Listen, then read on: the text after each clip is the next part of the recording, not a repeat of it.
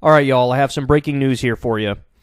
Donald Trump is officially suing CNN for $475 million for calling him an insurrectionist, racist, Russian lackey, and comparing him to Hitler. So here, Ron Filipkowski is showing the text of the lawsuit. Oh, man. Okay, so needless to say, I have a lot to say about this. So let me make this point very clearly.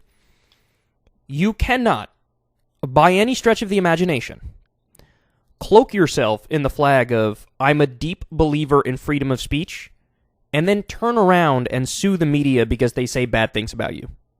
You cannot have it both ways. You have to pick one or the other. Either you're pro-free speech, or you get to sue a media company for saying mean things about you. This strikes me as obvious. And look, I have to admit to you guys, I genuinely believe one of the main issues that has helped me deconvert people from the far right to a more reasonable leftist political ideology is pointing out the extreme hypocrisy of right-wingers on the issue of freedom of speech. So, look, he's always been like this. While at the same time he'll sing the virtues of freedom of speech, look at this. Remember this? This was from 2016. Donald Trump says, we're going to open up the libel laws. He very clearly said, I want libel laws that are more like in the UK and in Europe.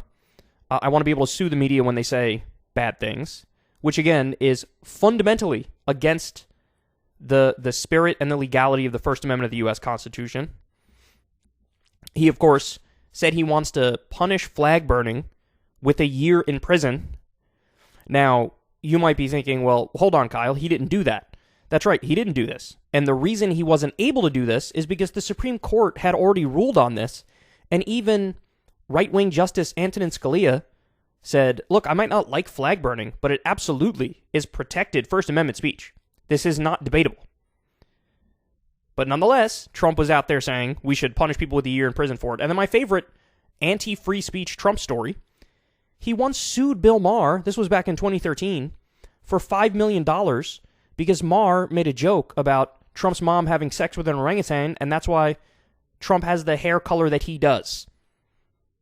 Now, obviously this is a frivolous lawsuit. He eventually dropped the suit, but the fact that, homeboy made a lawyer actually write this out, man. He actually had a lawyer draft this lawsuit. Now, look, let's go point for point here and get specific. So, to the idea that, he's an insurrectionist. I mean, now, you might disagree that he's an insurrectionist, but there is no doubt he has openly called for the overturning of the 2020 election. I mean, he's saying it to this day. He, said on Truth Social the other day, you should reinstate me as president, or at the very least, redo the election.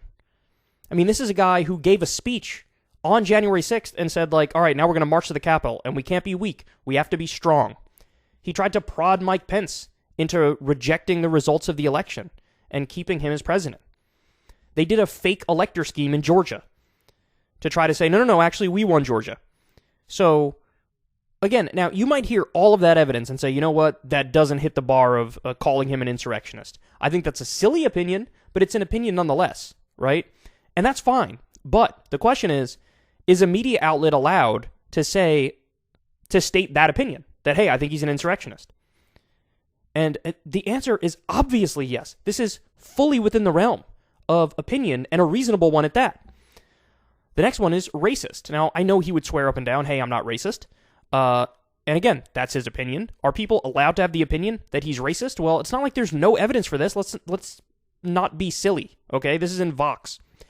In 1973, the U.S. Department of Justice, under the Nixon administration, sued the Trump Management Corporation for violating the Fair Housing Act. Federal officials found evidence that Trump had refused to rent to black tenants and lied to black applicants about whether apartments were available, among other accusations. And then they say here, Trump said the federal government was trying to get him to rent to welfare recipients. In the aftermath, he signed an agreement in 1975 agreeing not to discriminate to renters of color without admitting to previous discrimination.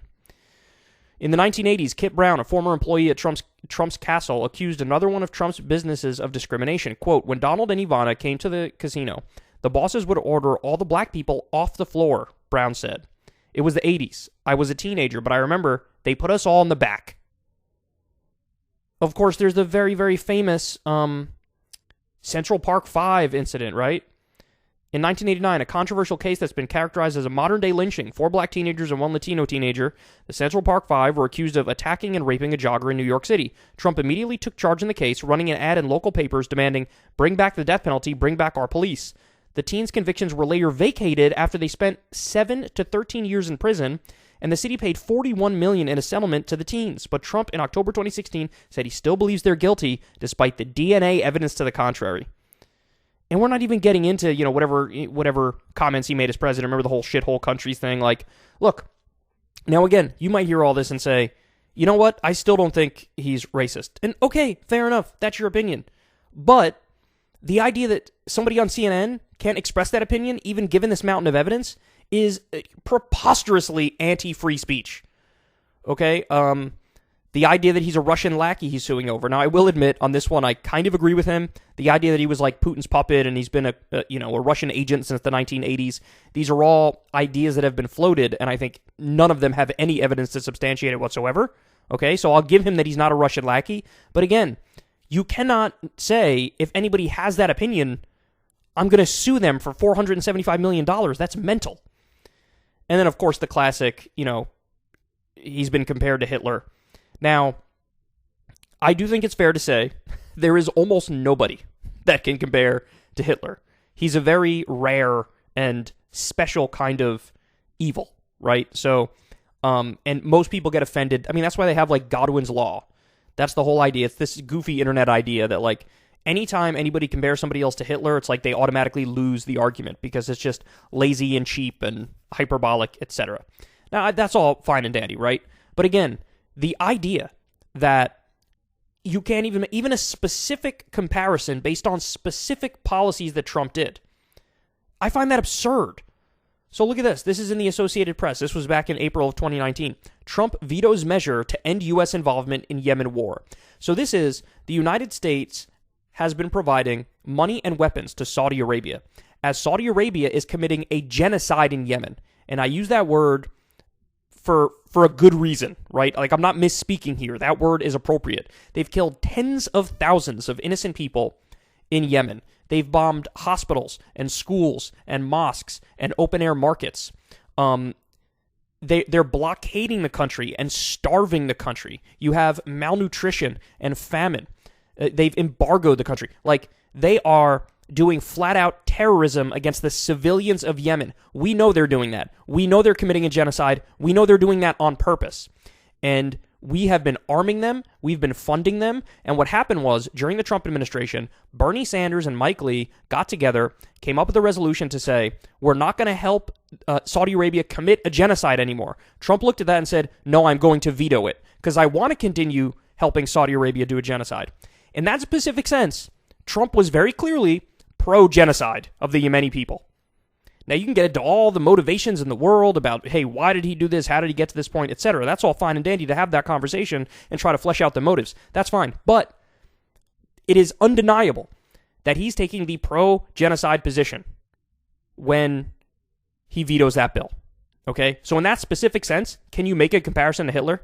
Wanton disregard for human life and signing off on a genocide? Granted, he's doing it passively. Hitler was doing it actively. Yes, you can make that comparison. That's a fair comparison. Now, should somebody be sued because they make a point like that? Please, fucking spare me, man. Look, as somebody, I'm in a somewhat similar position because I'm obviously, to one extent or another, a political figure, right? As, I'm nowhere near as known as the fucking president of the United States or the former president of the United States, of course. But, like, I could tell you, being in this position, we get called everything under the sun. From your least favorite political commentator to your most favorite political commentator, we get called literally everything under the sun. And you know what my reaction to that is? Absolutely nothing. Nothing at all. Why? Because that is par for the course, bitch. That's the way this game is played. If you get all the upside of being like known the world over, and you have, some percentage of the population that like worships at your feet, right? Well, guess what? Everything has a payment. Everything has consequences. And the flip side of that coin is there's going to be some percentage that fucking hate you. Now, some of those people will hate you for legitimate reasons. Some of them will hate you for shitty reasons. But people are going to hate you, and they're going to talk, and they're going to talk shit, and all that. And your job is to sit there and take it. This is literally one of the most frivolous lawsuits I've ever seen in my entire life. And in a world where Trump won this lawsuit, which he's not going to, not even close, but in a world where he won that lawsuit, you would not want to live in that world. Because any and every celebrity, media figure, politician would be able to sue the media for any little thing that they don't like, and we wouldn't even have a media in this country anymore. They would be rendered silent on every single issue because they'd be afraid of getting sued. Okay? This is the most frivolous lawsuit I've ever seen. It is deeply against the First Amendment. And here's my challenge to you guys. Go and see the reaction from the right on this. Now, this just came out. I'm sure none of them have said anything yet. But they will either ignore the story or come out and agree with Trump and say this is a good lawsuit. I guarantee you, maybe you'll be able to find a handful that are principled and say this is against freedom of speech. But my guess is most of them will say nothing or they'll support Trump. Absolutely pathetic. And yet again, look, just another example of deep hypocrisy. And again, one of the main issues here that I think has helped me deconvert a lot of people who are on that, right-wing track. It's like they pause and they wait and they say, hold on. Well, I actually am in favor of free speech. What the fuck is this guy doing? Well, welcome for those of you who are having that light bulb moment. I mean, I know it's a little bit late, right? But it doesn't get more brazen than this.